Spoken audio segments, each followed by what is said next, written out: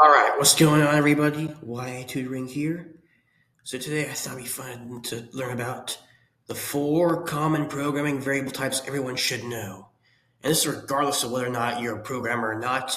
If you're working in some field of computers, IT, data analysis, cybersecurity, web development, or even if you do become a software engineer, I think these four are the most important to know. And I say this from experience because if you know nothing about computers but you want to learn, you take your Tech Plus exam if you choose to do so from CompTIA, and while they won't ask you to make an entire program from scratch, they do expect you to know some basics of databases and programming, like what type of variable is this, or what part of a database is this.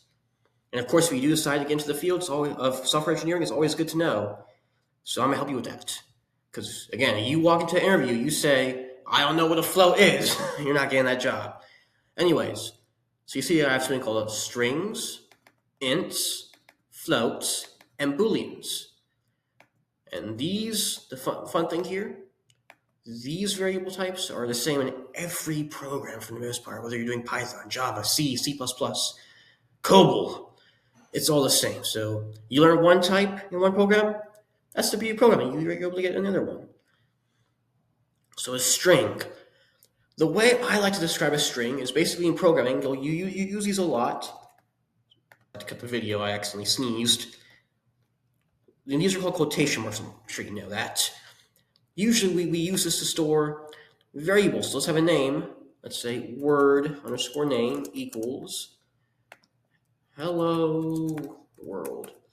So if you want to store words, sentences, you're trying to store numbers that you're not going to calculate later on.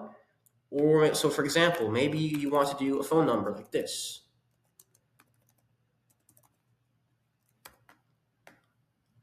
Or a mix of numbers letters like an address. That's what a string is used for. And of course, like a lot of variables, there's a lot of things we do with strings, but that's a little more advanced. So ints. Ints is an abbreviation for the word integer. Now, if you know your math, you know what an integer is. It's any negative numbers, so get something like negative 99, negative 1,000, any positive number, 1, 2, 3, 10,000, even 0. So again, if you're storing a variable, it's a whole number, like user age equals 20, or town population equals 20,000, and you know you might change. Maybe you're making a program where you increment a user's year each time it's their birthday, so 21. Maybe you have a program where you're incrementing or decrementing the now people live in a town, so maybe 20,000 becomes 19,998. That's what you're using int for, whole numbers. Floats. Now, floats are the opposite of ints, I like to say.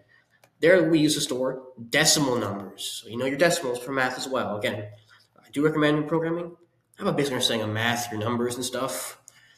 Rational, irrational, whole, counting, uncountable, all that good stuff.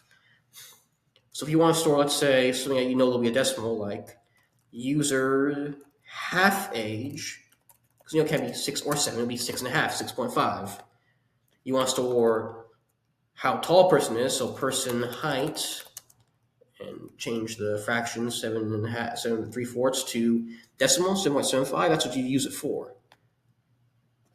Last but not least, booleans are just values that are opposite, so yes or no, true or false. So if you want to check whether a variable is true or false, yes or no, that's what a boolean would be. So what I like to use booleans for, it's a little complex, will be in loops. So while this loop is true, you keep looping until the requirement you need is false. So while order method equals true, or while question equals yes, something like that. That's what Boolean is. Some are strings, words, ints, whole numbers, floats, decimals, Booleans, TRF. Those are what are the four most common programming variable types everyone should know. Whether you're a programmer or not, IT or not, newfound knowledge is great to have. Once again, this is why tutoring. I help with students tutoring within the area, provide it for them, especially computer skills. If that's what you're interested in, click the link in the description, my website. We'll look into this further. Thank you.